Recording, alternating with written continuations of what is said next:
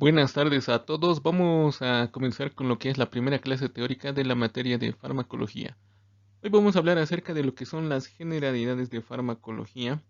Vamos a tocar lo que son los componentes básicos de un medicamento y también los distintos tipos de estudios que se deben realizar para que los fármacos puedan ser utilizados sin mucho peligro sobre lo que son los pacientes.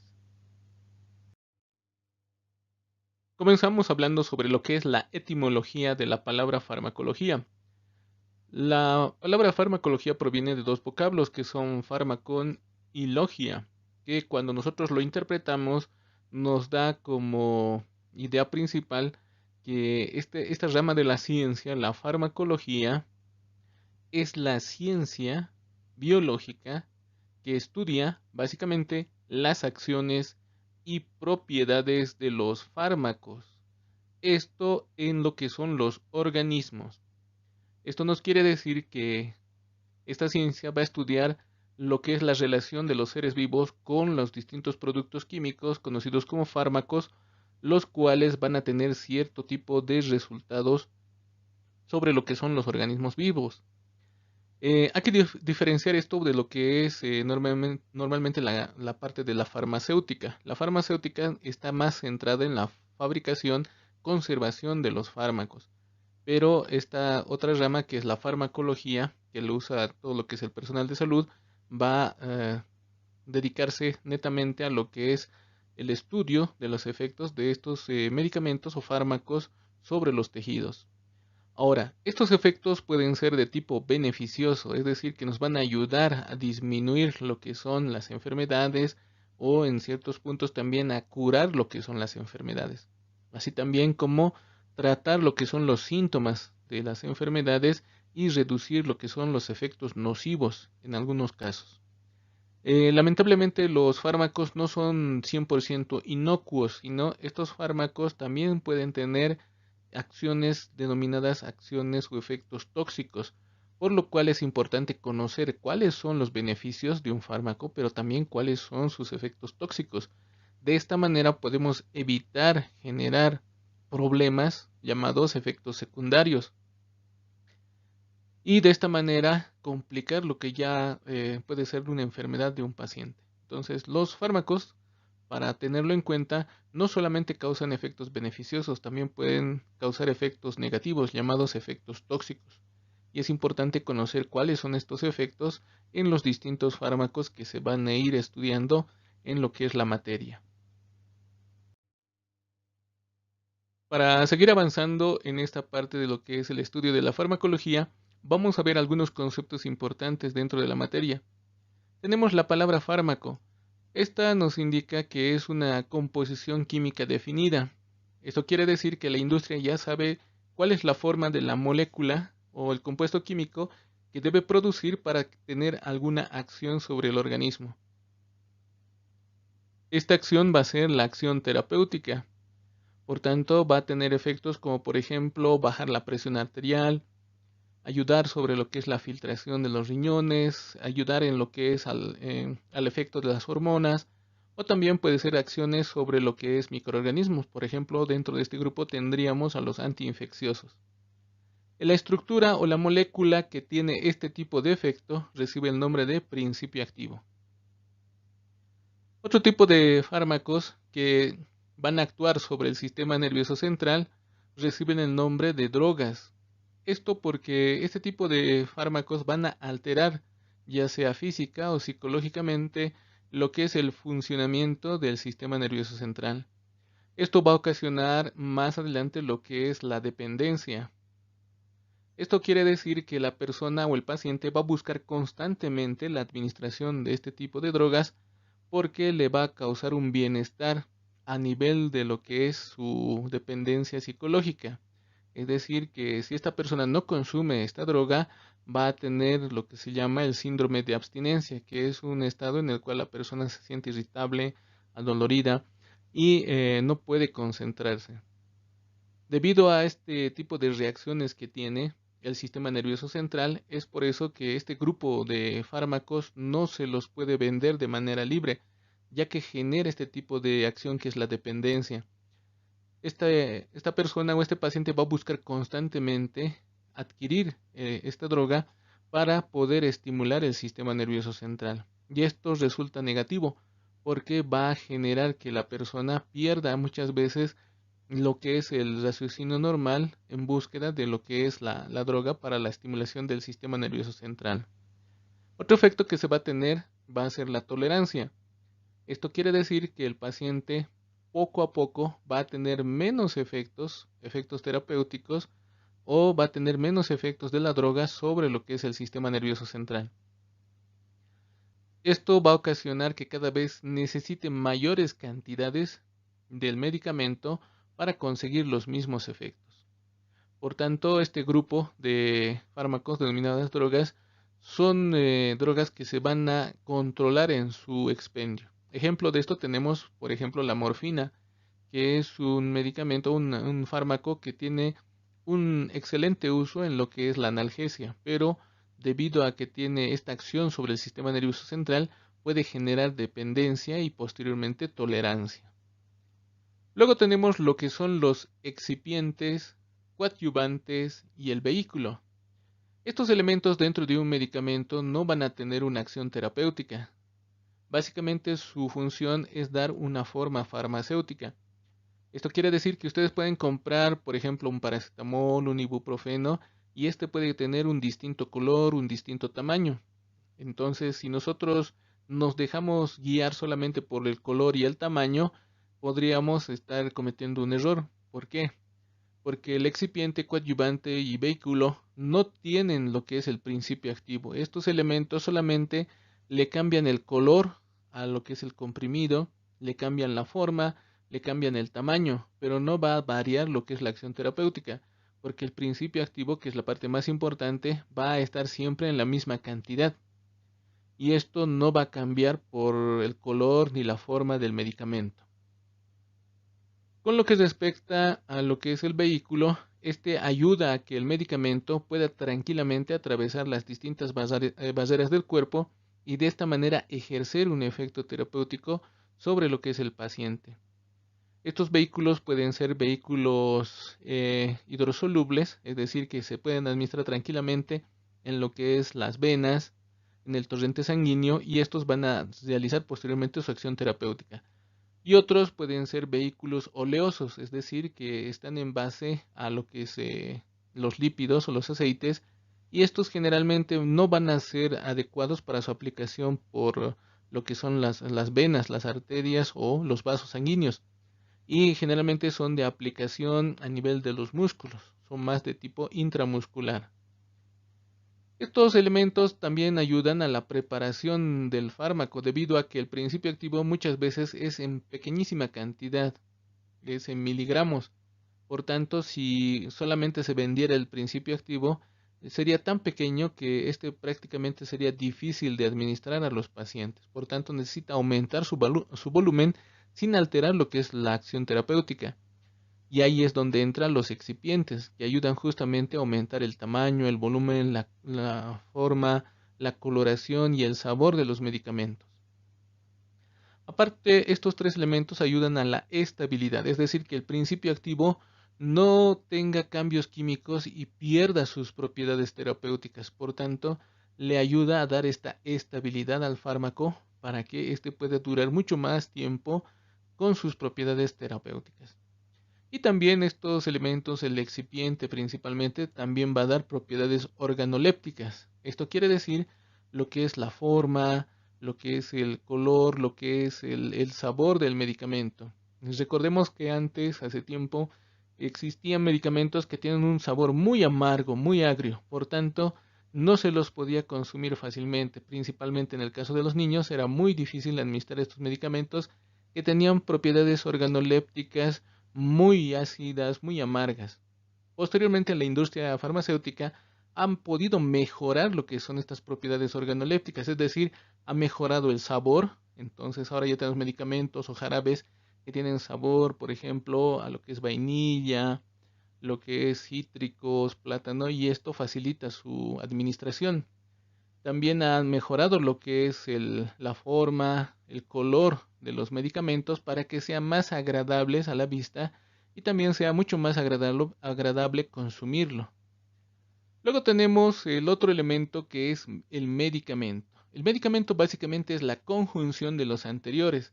Esto quiere decir que un medicamento va a tener un fármaco, que es el principio activo, que tiene la acción terapéutica, va a tener un excipiente, puede tener coadyuvantes para mejorar principalmente lo que es la estabilidad y va a tener vehículos para poder facilitar lo que es la administración de un determinado fármaco. Entonces, un medicamento va a ser una asociación de principio activo o principios activos, puede haber más, que es conocido también como el fármaco, y los excipientes.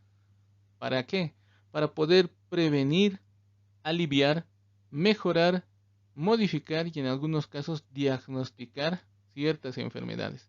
Por tanto, un medicamento básicamente son dos elementos. El principio activo, que es conocido también como fármaco, el excipiente, que es el que le da propiedades organolépticas para poder facilitar su consumo, y estos dos elementos van a dar como resultado lo que es la forma farmacéutica o el medicamento como tal. Entonces, esta forma farmacéutica y medicamento es la conjunción de estos dos elementos principalmente. Ahora, dentro de los excipientes también encontramos coadyuvantes y vehículos que van a mejorar mucho más sus propiedades para lo que es la administración en el paciente. Entonces, esta parte no se olviden. Un medicamento básicamente son el fármaco o principio activo más lo que es el excipiente, que le da la forma, el color y el sabor. Conjuntamente puede estar con un coadyuvante para estabilizar el principio activo o un vehículo para poder mejorar su administración.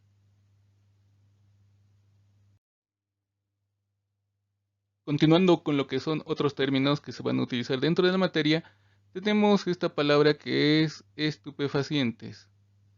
Estos llamados también drogas o fármacos alucinógenos.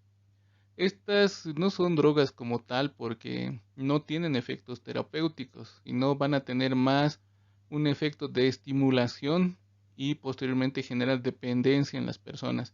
Entonces son sustancias que poseen actividad biológica, pero carecen de utilidad clínica. Entonces esta es la diferencia más grande. Les hablaba de la morfina, por ejemplo, en el caso de las drogas, que generaba una disminución de lo que es el dolor. Se le utilizaba bastante, por ejemplo, en quemaduras o también en lesiones traumáticas que generaban mucho dolor en el paciente. Lo malo de la morfina es que generaba dependencia con el tiempo. Tenemos ahora este otro grupo, que son llamados fármacos alucinógenos, que también estimulan el sistema nervioso central. Como indica el texto, no tienen una utilidad clínica, es decir, no nos van a ayudar contra una enfermedad, contra un síntoma. Entonces no tienen esa utilidad clínica o médica y más que todo son medios para alcanzar distintos estados de conciencia, esto es decir, generar una estimulación y estados de conciencia alterados en lo que una persona puede utilizarlos, ¿no? Para generar esta estimulación. Ahora, estos fármacos alucinógenos, obviamente, por estas razones, por carecer de esta utilidad clínica o médica, no se los puede vender o no se los puede adquirir libremente, están penados por la ley. Su fabricación, su expendio o su venta y también su utilización. Pero lamentablemente, como genera mucho rédito económico, entonces muchas personas los van produciendo, pero no tienen una utilidad clara para lo que es su administración. Ahora, algunos de estos alucinógenos van a generar adicción, es decir, la persona va a tratar siempre de buscar y obtenerlo. Pueden generar dependencia física. Otras no generan tanta dependencia física, pero sí pueden generar dependencia psicológica o dependencia emocional. Y esto es lo peligroso porque cuando se genera ya un estado de dependencia, la persona va a tratar siempre de conseguir este tipo de fármacos alucinógenos. En la imagen podemos ver, por ejemplo, uno de los primeros fármacos que se ha utilizado para el tratamiento del dolor, pero lamentablemente debido a que era un fármaco o una droga que estimulaba el sistema nervioso central, entonces muchos pacientes, luego de haber pasado el dolor, buscaban todavía el medicamento para autoadministrarse. Este, por ejemplo, es el láudano, que se le ha utilizado bastante en lo que son los años 80 y mucho más antes aún. Entonces era un fármaco que se usaba bastante para lo que es el tratamiento del dolor en muchas personas que han sufrido traumatismos o posterior a la guerra, donde había procesos en el cual se irritaban las fibras nerviosas y generaba un dolor crónico constante, entonces utilizaban este tipo de medicamentos. El láudano es básicamente una composición de morfina con algunos extractos vegetales y como les mencionaba, era muy buscado en las épocas antiguas por lo que generaba una dependencia psicológica y dependencia física del paciente hacia este tipo de medicamentos. Posteriormente ya se descubrió que este tipo de fármaco era una droga, estimulaba el sistema nervioso central y esto generaba este estado de dependencia. Por tanto, se ha restringido su venta y posteriormente ha sido muy difícil conseguir ya láudano para el tratamiento o principalmente para aquellas personas que no necesitaban, ¿no?, el fármaco para un tratamiento, sino simplemente era para obtener una estimulación del sistema nervioso central y poder satisfacer, ¿no?, las necesidades de dependencia que generaba.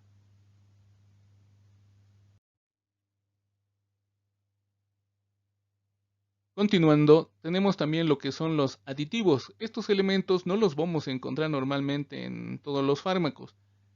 Estos aditivos van a trabajar como conservantes debido a que algunos fármacos tienen una estructura química muy inestable y con el tiempo pueden perder las propiedades terapéuticas que tiene. Por tanto, necesita ciertos compuestos para conservar sus propiedades farmacéuticas las propiedades terapéuticas. Luego también ciertos aditivos trabajan como antioxidantes, porque la oxidación también es un proceso de neutralización de ciertos fármacos. Algunos aditivos trabajan como aromatizantes, es decir, darles un sabor agradable para su consumo. Entonces, esto principalmente se va a encontrar en los jarabes, donde uno puede tener distintos aromas para poder facilitar lo que es su administración en los niños principalmente. Luego, algunos aditivos son edulcorantes, es decir, le dan ese sabor dulce al fármaco para que sea mucho más agradable su consumo. Y otros van a ser colorantes, los cuales pueden variar lo que es el color de la presentación farmacológica. Entonces vemos, por ejemplo, en la imagen cómo tenemos cientos de colores diferentes, ¿no? Rojos, celestes, otros tonos de azul, amarillo, blanco. Entonces, todos estos para que sea mucho más agradable a la vista y también facilite su consumo. Básicamente, todos estos aditivos van a ayudar, por una parte, a conservar la molécula, el principio activo, pero también ayudan a facilitar lo que es la administración o el consumo de los medicamentos para que principalmente en los niños sea mucho más fácil debido a que ellos pueden rechazar fácilmente un medicamento y esto puede dificultar el tratamiento. Luego tenemos estos dos términos que lo vamos a ver constantemente, que es la farmacocinética y la farmacodinamia. La farmacocinética son los pasos por los cuales un determinado medicamento va a empezar a ingresar al organismo. Entonces va a comenzar como una liberación de la forma farmacéutica, la absorción del medicamento, principalmente el principio activo, la distribución por todo el cuerpo de este fármaco y posteriormente la metabolización y la eliminación, conocida también como excreción. Luego tenemos la farmacodinamia, que básicamente nos habla sobre cómo un determinado fármaco o principio activo va a realizar su acción sobre el cuerpo. Entonces nos muestra o nos habla y nos informa sobre lo que es el mecanismo de acción de los fármacos dentro del cuerpo. Se hablaba en un principio de lo que eran los efectos de los medicamentos que podían ser beneficiosos o podían ser tóxicos. Entonces, algunos medicamentos van a tener mucho más efecto tóxico y que un efecto beneficioso, y estos no se los utilizan ya para el tratamiento de enfermedades. Y por el otro lado, la gran mayoría tiene un efecto tóxico mínimo, es decir, que no va a afectar mucho lo que es la integridad del cuerpo. Entonces, estos se pueden tolerar y se pueden utilizar en el tratamiento de enfermedades. Ahora, ¿qué es un efecto tóxico? ¿Qué es un medicamento, un fármaco tóxico? Es toda aquella sustancia química que cuando se administra a un organismo vivo va a tener efectos nocivos. Esto quiere decir va a tener efectos que van a ir en contra de la salud de lo que es ese ser vivo. Entonces es un efecto tóxico. Por ejemplo, puede generar, puede ser la gastritis, puede generar una disminución de la coagulación, puede disminuir lo que es la transmisión nerviosa. Entonces puede haber múltiples efectos tóxicos de un determinado medicamento y estos se tienen que conocer para poder evitarlos o prevenirlos. Luego tenemos lo que es el efecto o lo que se conoce como venenos. Y estos son sustancias tóxicas que pueden producir efectos nocivos a un organismo vivo. Esto quiere decir que pueden mermar lo que es la integridad física o la salud de un organismo vivo e inclusive llegar a extremos como es la muerte. Dentro de esto, por ejemplo, tenemos lo que es los medicamentos que se usan para el tratamiento de cáncer, que son sustancias muy tóxicas y si se aumenta la cantidad o la dosis, pueden llegar a ser venenos, es decir, pueden comprometer la integridad de un ser vivo y pueden ocasionarle la muerte. Por eso es que los medicamentos para el tratamiento de cáncer se manejan con mucho cuidado, tampoco se los puede comprar así libremente en las farmacias y más importante, la dosis que se maneja son dosis casi exactas para una persona, para evitar muchas veces que el efecto que sea muy tóxico, llegando a ser un veneno para la persona. Vamos a ver ahora cuál es la importancia de la farmacología dentro de lo que son los cuidados de la salud de las personas. La farmacología, al igual que muchas otras ciencias, ha ido evolucionando con el tiempo. Esto quiere decir que los seres humanos con el tiempo han ido dependiendo de ciertos procedimientos y ciertas sustancias para poder curar sus enfermedades. Como podemos ver la imagen, antiguamente cuando no se conocía mucho sobre las enfermedades, los rituales eran una forma para poder conseguir la salud o devolver la salud a una persona. Estos rituales, si bien se practicaba y tenía mucha connotación religiosa, cultural, no era una forma 100% efectiva para tratar las enfermedades, porque se confiaba más en la recuperación mística de una persona y la fortaleza también de un paciente. Posteriormente, la evolución ha llegado a un punto donde se han empezado a utilizar ya compuestos químicos elaborados, purificados por la industria farmacéutica. Pero todos estos principios han tenido un origen, que ha sido la medicina tradicional. Esto quiere decir que en un pasado las personas, los primeros habitantes utilizaban plantas y ciertos extractos para curar a las personas. Y lo que ha hecho la industria farmacéutica es agarrar estos principios activos, estas plantas, estos extractos, los ha purificado y les ha puesto un precio, ¿no? Luego de poder producir los fármacos. Entonces, los fármacos son una evolución de todos estos tratamientos antiguos, ancestrales que se realizaba en los pacientes.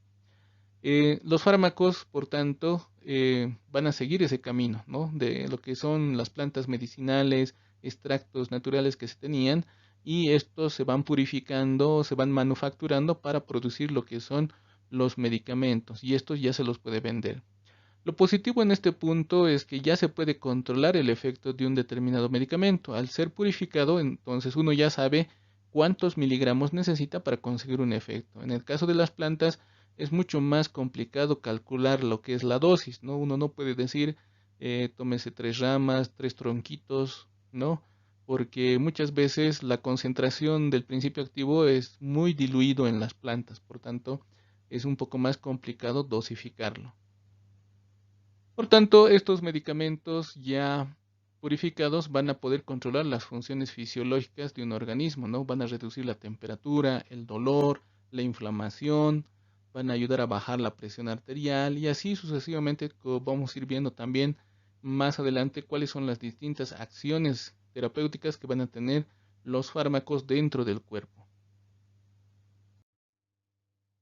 Algo que es importante recordar es que la farmacología no es una ciencia aislada. Esto quiere decir que la farmacología no trabaja sola, sino es una rama de la ciencia que está relacionada, está íntimamente relacionada con otras ramas que ustedes han ido viendo a lo largo de la carrera.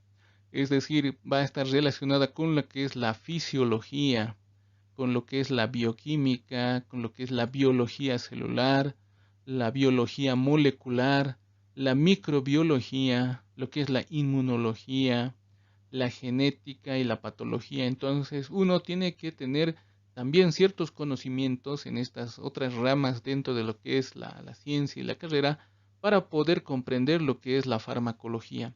Y también la farmacología necesita de estos conocimientos para poder explicar cómo nosotros vamos a conseguir una determinada acción terapéutica y poder curar o mínimamente reducir los síntomas de una enfermedad. Veamos ahora cómo se van a realizar los estudios para poder determinar que un fármaco, un principio activo, va a ser útil para alguna enfermedad. Para poder determinar lo que es la utilidad de un determinado fármaco, se van a pasar a las llamadas fases de estudio de los fármacos o de las drogas. Estos estudios o fases de estudio van a estar agrupadas en dos grandes grupos principalmente. Tenemos por una parte lo que son los estudios preclínicos. Estos estudios preclínicos van a ser realizados principalmente en células o tejidos aislados. Anteriormente o años atrás se hacía directamente sobre animales de experimentación. Entonces justamente vemos en la imagen cómo se hacían los estudios o los fases de estudios preclínicos en los animalitos, ¿no? Se utilizaban conejos, ratoncitos, en los cuales se administraban los distintos fármacos que uno iba a probar para una enfermedad. Entonces, por ejemplo, si se estudiaba un fármaco antineoplásico, se inducía la formación de tumores dentro de los animalitos y posteriormente se administraba el medicamento. Si funcionaba, entonces pasaba a la siguiente fase, que eran los estudios ya clínicos. Pero si no funcionaba, entonces se quedaba en ese punto. Esto generaba muchas veces el sufrimiento de estos animalitos. Es por eso que ya posteriormente se ha ido evolucionando en lo que es el estudio de los medicamentos, de los fármacos principalmente, para que se evite justamente esta parte que es el sufrimiento de los animalitos.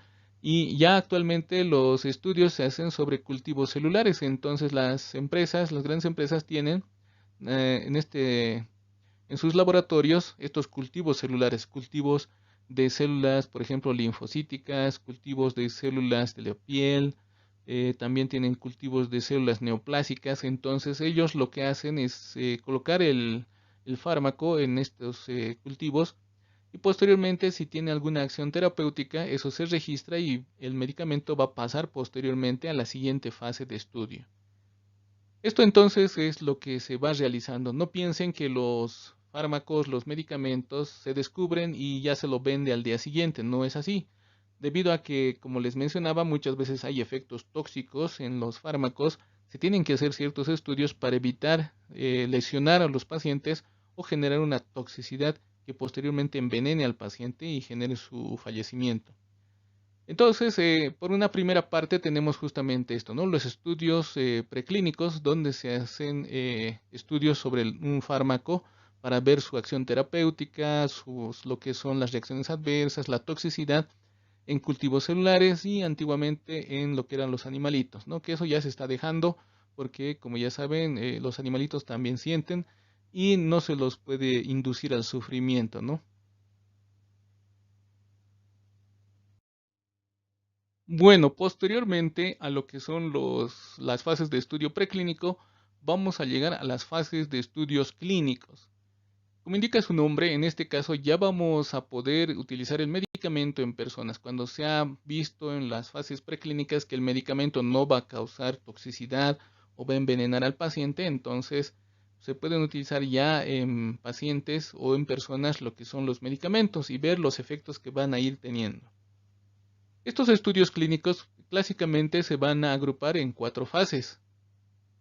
La fase 1 se realiza en personas sanas, principalmente voluntarios. Entonces, en estos lugares donde existen estas empresas farmacéuticas que realizan estos estudios clínicos, generalmente se hace convocatorias a personas sanas para que puedan brindarse como voluntarios, entre comillas, para probar un determinado medicamento. Esto, entre comillas, lo digo porque algunas veces hay un rédito económico, ¿no? Entonces, una persona participa y esto hace que se le cancele algún monto de dinero por su participación. Entonces, estos estudios pueden ser realizados en grupos de personas sanas de 20 o 80 personas. Son personas sanas porque estos pueden tolerar mucho mejor un determinado fármaco. Si fueran personas enfermas puede empeorar lo que es su situación de salud o puede tener desenlaces mucho más severos. Entonces, si el medicamento no va a causar efectos graves en personas sanas, el medicamento va a pasar a la fase 2 de lo que es el estudio clínico. En esta fase 2 se va a determinar ya lo que es la eficacia del fármaco en 100 a 200 personas. Entonces se reúne un grupo de personas que sufren una determinada enfermedad o algún problema, ¿no? Por ejemplo, pueden ser 100 a 200 personas que tienen fiebre y se está probando un nuevo medicamento antipirético, o mejor dicho, un nuevo fármaco antipirético. Por tanto, se aplica el fármaco y si éste reduce lo que es la fiebre, entonces el fármaco pasa a la siguiente fase.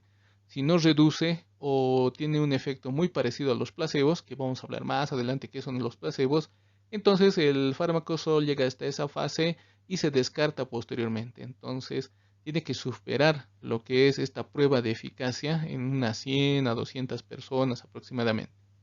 Cuando el fármaco logra atravesar lo que es esta fase 2, pasa a la siguiente, que va a ser la fase 3, en la cual se estudia la seguridad y la eficacia del fármaco. Seguridad porque van a ya delimitarse lo que son las dosis, ¿no? Cuáles son las dosis útiles, las dosis normales, las dosis tóxicas o las dosis que no tienen ningún efecto terapéutico o acción terapéutica. Entonces se va a buscar esto para la seguridad del paciente. Entonces cuando se tiene ya un margen de dosis, se evita intoxicar al paciente con una excesiva cantidad de fármaco que puede alterar lo que es la salud del paciente y puede tener efectos adversos graves. También se va a ver la eficacia en relación a otros fármacos que ya existen en el mercado, es decir, si uno está estudiando un nuevo antipirético, se lo va a ir comparando con otros antipiréticos que ya se están expendiendo, ya están a la venta en lo que son las farmacias, ¿no? Por ejemplo, tendría que competir contra lo que es el ibuprofeno, el paracetamol, el diclofenaco y así con otros fármacos que tienen las mismas características y ver si es más eficaz contra esos otros fármacos. Si el nuevo fármaco es seguro y tiene una eficacia similar o superior a los que ya se encuentran a la venta, entonces pasa a la fase 4, en la cual se van a buscar otros beneficios adicionales. Puede ser que ese antipirético también sea antiinflamatorio, entonces va a ser un beneficio adicional. O puede ser que sea también antiinflamatorio, entonces tiene otro beneficio. Entonces los de fase 4 van a estudiar también otras acciones terapéuticas que puede tener ese principio activo o ese fármaco. Ahora, no siempre pueden ser beneficiosos, algunas veces pueden ser tóxicos, entonces se interrumpe y solamente se queda en fase 3 y se puede descartar el fármaco si no va a tener tampoco algún efecto adicional o si no supera lo que es la acción terapéutica de otros fármacos que ya se están vendiendo actualmente en las farmacias. Bueno, en la imagen entonces tenemos lo que son los consentimientos informados, donde se le informa a los voluntarios que van a ser sometidos a un estudio, por tanto tienen que reportar todos los efectos adversos que vayan teniendo. Pueden ser náuseas, pueden ser pirosis, dolor abdominal, entonces dependiendo del fármaco pueden tener varios efectos secundarios que tienen que ir informando para el estudio de los nuevos fármacos. Y bueno, al final en esta fase que es el estudio clínico, podríamos decir el ser vivo sobre el cual se está experimentando van a ser las personas. Obviamente, con su consentimiento no se los obliga, pero muchas veces se puede aprovechar, ¿no?, de lo que es la situación económica de algunas personas para que éstas puedan acceder a realizar lo que son las fases de estudios clínicos en los fármacos nuevos. Vamos a ver ahora lo que son las vías de administración de los fármacos. Una vía de administración no es nada más que una zona o lugar donde el medicamento va a ingresar al organismo. Existen medicamentos tópicos que no necesitan ingresar dentro del cuerpo, sino el efecto va a ser en el lugar de la aplicación. Entonces puede ser en un segmento de la piel o la mucosa. Pero de manera general muchos medicamentos necesitan ingresar al torrente circulatorio para distribuirse por el cuerpo para realizar su acción terapéutica. Entonces necesita una vía para ser administrado. Estas vías generalmente van a ser la vía enteral, que es la más utilizada, y es llamada también la vía natural. Esto quiere decir que el medicamento se va a introducir por lo que es la cavidad oral y va a ser absorbido por el tubo intestinal. Por eso recibe el nombre de enteral, intestinal.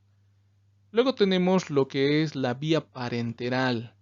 Esto es conocido también como la vía artificial porque no se tiene un punto de ingreso natural a lo que es la vía parenteral, sino nosotros vamos a utilizar un elemento que son las jeringas para poder introducir el medicamento a la circulación. Entonces la vía parenteral va a utilizar, por ejemplo, lo que es las vías venosas, las vías musculares para poder administrar un determinado medicamento. Luego tenemos otra tercera vía que no necesita que el medicamento ingrese a mucha profundidad. Esta es la vía tópica, conocida también como la vía natural. Esto quiere decir que el medicamento va a ser aplicado en una parte de la superficie corporal, puede ser el brazo, antebrazo, el rostro o puede ser la mucosa. Entonces, en este punto va a hacer el efecto o la acción terapéutica el medicamento. No necesita ingresar al torrente circulatorio ni tampoco necesita llegar a un órgano profundo, sino su acción va a ser en el punto donde se le ha aplicado. Esto, por ejemplo, va a ser muy útil, por ejemplo, para las cremas que tienen, por ejemplo, acción antiinfecciosa. Entonces, esto se utiliza para infecciones superficiales, infecciones cutáneas. Entonces, es una vía natural también porque no necesitamos utilizar elementos ajenos y directamente con la aplicación es suficiente para que se realice la acción terapéutica. Dentro de lo que es la vía enteral o la vía digestiva, van a haber también subdivisiones o subvías que se pueden utilizar. Tenemos, por ejemplo, la vía oral a través de la mucosa. Entonces, puede ser la mucosa oral, la mucosa gástrica, la mucosa intestinal, a través del cual el determinado medicamento va a ingresar a lo que es el torrente circulatorio. La vía enteral o la vía digestiva a través de lo que es la mucosa es una vía de fácil aplicación porque no se requiere un entrenamiento especializado, solamente consumir el medicamento. Es de forma segura porque no estamos usando elementos que pueden lesionar el cuerpo humano, como ser las agujas o jeringas. También es una vía económica porque no se requiere utilizar elementos costosos para su aplicación, simplemente es administrarlo por vía oral y este medicamento va a empezar a ser absorbido por las mucosas. Debido a lo que es la aplicación económica y también muchas veces fácil o muchas veces el paciente se olvida de lo que es la aplicación del medicamento. Entonces es una vía que tiene alto grado de incumplimiento. Por tanto, es importante siempre recomendar al paciente que debe consumir su medicación en un horario específico. Por tanto, el lado negativo de esta vía, que si bien es de fácil aplicación, segura, económica, es que muchas veces el paciente se olvida de la aplicación de su medicamento, entonces genera incumplimiento. Otro elemento negativo, pero no, podríamos decir, no limita lo que es su acción, es la absorción. Esta vía va a tener una lenta absorción del medicamento hacia la circulación. Por tanto, se tiene que considerar unos minutos para que empiece a realizar su acción terapéutica. Algunos de los medicamentos van a tener características irritantes, principalmente con la mucosa gástrica.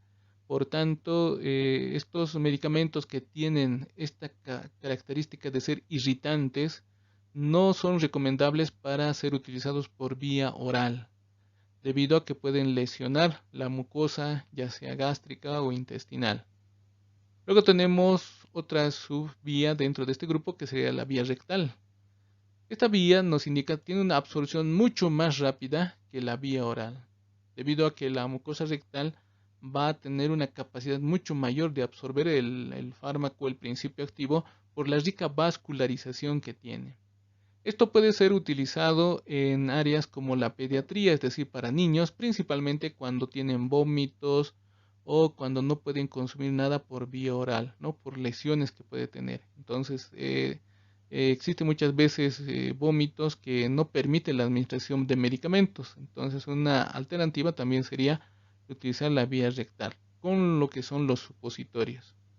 Obviamente esta vía no es una vía que sea agradable, por eso indica que es una vía incómoda para la utilización o la aplicación.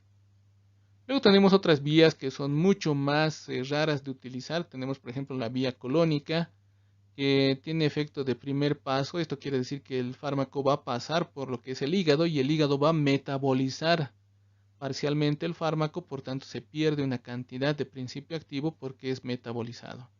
En relación a la anterior, que es la vía rectal no va a tener este fenómeno de primer paso o efecto de primer paso. El medicamento va a pasar rápidamente a la circulación y no va a pasar por el hígado para ser metabolizado. Entonces existe una mayor cantidad de fármaco que va a estar disponible para la acción terapéutica. En el caso de la vía colónica, como es una vía muy profunda, necesita un equipo especializado para su colocación. Entonces necesita instrumental y capacitación del personal de salud para su aplicación. Por tanto, ya no va a ser económico y muchas veces también puede ser no tan seguro por riesgo a la lesión de la mucosa colónica. Obviamente también es una vía de administración incómoda, ¿no? Que va a generar que las personas no estén muy, podríamos decir, muy predispuestas a la aplicación de medicamentos por esta vía.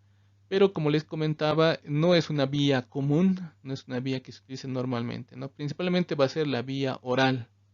Y en extremos, en situaciones donde no se puede usar la vía oral, puede ser la vía rectal. Luego tenemos otra vía que esta no se utiliza para todos los fármacos, sino va a tener ciertas utilidades, es la vía sublingual. Debajo de la lengua tenemos una rica vascularización que puede rápidamente llevar los medicamentos dentro de la circulación. Entonces presenta una absorción mucho más rápida que la vía oral. No va a tener fenómeno de primer paso, es decir, no va a pasar al hígado para ser metabolizado en un principio, pero sí más adelante. Pero lo malo es que puede generar ulceraciones en la mucosa oral. Entonces estos medicamentos pueden ser muy fuertes y empezar a lesionar la mucosa oral, generando unas heridas que nosotros lo conocemos como las ulceraciones. En la imagen podemos ver justamente la primera, que es la vía oral. Entonces el medicamento ingresa por la vía oral, va pasando a la faringe, el esófago, llega al estómago donde se combina con lo que es el jugo gástrico. Posteriormente pasa al intestino delgado, duodeno, yeyuno, ilion, donde va a empezar a ser absorbido, pero todas las venas que llevan esta sangre del intestino llegan al hígado y el hígado va a generar una metabolización parcial del fármaco. Esa metabolización parcial inicial se denomina efecto de primer paso. Algunas vías no van a llevar el medicamento hacia el hígado, por tanto van a saltarse ese efecto de primer paso. Por tanto, va a haber más medicamento disponible para la acción terapéutica. Otras vías de administración que se van a poder utilizar van a ser las vías parenterales. Dentro de esto tenemos la vía subcutánea, la cual se realiza en un ángulo con lo que es la aguja de la jeringa de 45 grados. Entonces existe esa angulación entre lo que es la piel y la aguja, ¿no? Entonces nos dice entre la aguja y la superficie de la piel. La absorción por la vía subcutánea es lenta y es prolongada. Se usa generalmente para vacunas. Puede llegar a ser dolorosa, generar necrosis de tejido adyacente. Si no se tiene una buena antisepsia, puede generar abscesos o infecciones, también escaras. Y la cantidad que se puede aplicar por esta vía es de poca cantidad. Normalmente se utiliza 0,5 ml para aplicar por esta vía. Luego tenemos lo que es la vía intradérmica, en la cual nos indica que entre la aguja y la superficie de la piel tiene que haber entre 15 a 20 grados. Entonces ahí tenemos la vía intradérmica. Puede ser 15 a 20 grados. Algunos textos también nos mencionan 10 a 15. Entonces esta intradérmica va a tener una absorción mucho más lenta. Pueden dejar pequeñas cicatrices en la superficie de la piel. Y la cantidad de medicamento es mucho menor a lo que es la vía subcutánea. Generalmente son cantidades de 0,01 ml o 0,05 ml. Entonces son cantidades mucho más pequeñas. Y además que en este caso se usa también para vacunas como la BCG. Y la absorción no va a ser mucha, ¿no? Entonces va a ser simplemente superficial. Luego tenemos lo que es la vía intramuscular, que es la que utilizan una gran parte de medicamentos. Esto se realiza con un ángulo de 90 grados entre lo que es la aguja de la jeringa y lo que es la superficie de la piel. Entonces tiene unos 90 grados entre lo que es la jeringa o la aguja y la piel. Esta vía es de absorción rápida. Va a ser menos dolorosa que las anteriores, pero dependiendo la técnica, muchas veces se mueve mucho la aguja y genera mucho más dolor. Pero si no se mueve la aguja y la aplicación es un poco más rápida, no se va a generar tanto dolor. Las desventajas puede generar necrosis de la región adyacente, infecciones o abscesos si no se tiene cuidados con la antisepsia, la asepsia. Puede generar también escaras y impotencia funcional cuando se lesiona algún nervio que está pasando por debajo de lo que es el tejido celular subcutáneo. Finalmente vamos a tener lo que es la administración por vía intravenosa, parenteral intravenosa. La acción es casi inmediata porque rápidamente el medicamento va a ingresar en lo que es el torrente venoso. Se utilizan las venas, entonces el medicamento va a tener un efecto a los pocos minutos. Puede usarse de forma continua. ¿Esto qué quiere decir? Que se puede colocar un suero o una vía y por ahí se puede introducir lo que es la medicación. Se requiere una técnica especializada, por tanto, el personal que va a aplicar esta vía tiene que tener una capacitación y es muy susceptible a las infecciones que pueden llegar a lo que es al sistema venoso y diseminarse por todo el cuerpo. Bueno, en la imagen tenemos una angulación aproximadamente de 25 grados, aunque no es tan exacta, lo que se tiene que buscar es un lecho venoso para la administración por vía intravenosa. Otras vías de administración van a ser las vías respiratorias, la vía inhalatoria, donde se produce una inspiración forzada, va a haber una aspiración o una absorción que va a ser mucho más rápida, pero necesita de cierto equipo especializado como ser los nebulizadores. La dosificación es muy complicada porque mucho del medicamento va a quedar en lo que es la cavidad oral, lo que es las vías respiratorias altas, como ser la faringe, la laringe. Entonces, mucho medicamento o fármaco se va a quedar en estos lugares y no va a llegar hasta lo que es los bronquios o vías respiratorias inferiores. Por tanto, esta vía inhalatoria es un poco más difícil de manejarlo. Luego tenemos otro tipo de vías tópicas como ser la mucosa, que tiene un tratamiento casi de forma directa porque el medicamento va a tener su acción en lo que es la superficie de aplicación. La absorción va a ser muy poca y va a ser mucho más lenta. Entonces hay que tener cuidado siempre de que el medicamento tenga más que todo un efecto local y no logre ingresar a lo que es la circulación. Luego tenemos lo que es la transdérmica, donde el medicamento se coloca en la superficie de la piel. Ahí tenemos, por ejemplo, los parchecitos que utilizaban nuestros abuelos o algunas personas utilizan. Eh, Estos parchecitos son de vía transdérmica.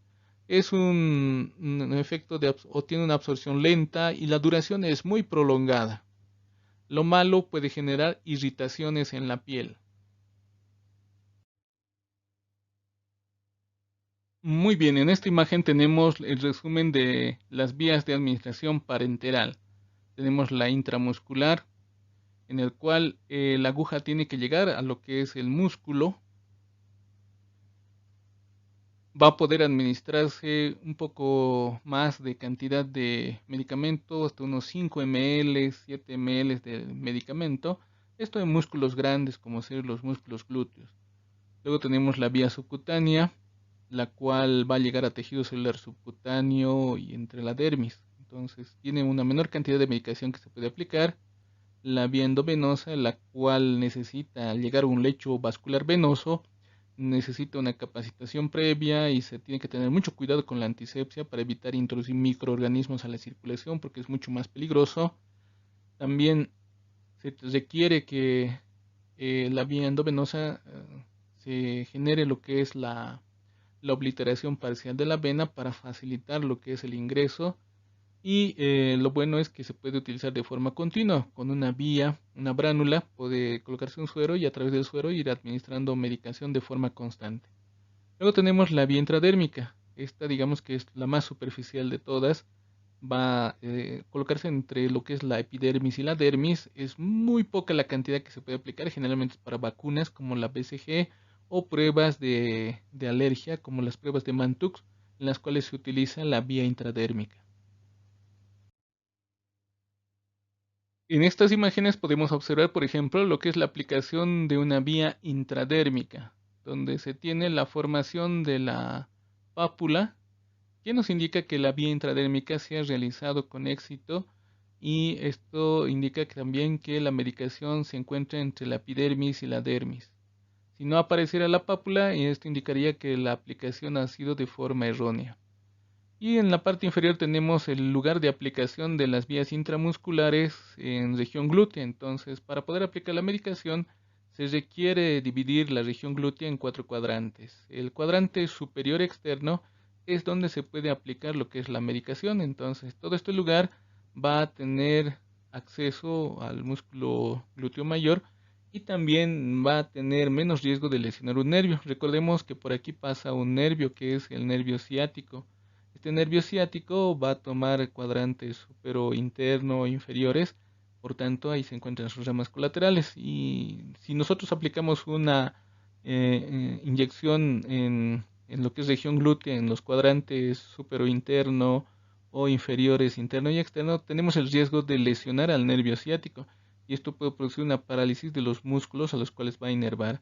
Por tanto, nosotros en el caso de la región glútea solo tenemos el cuadrante supraexterno para la aplicación de la medicación.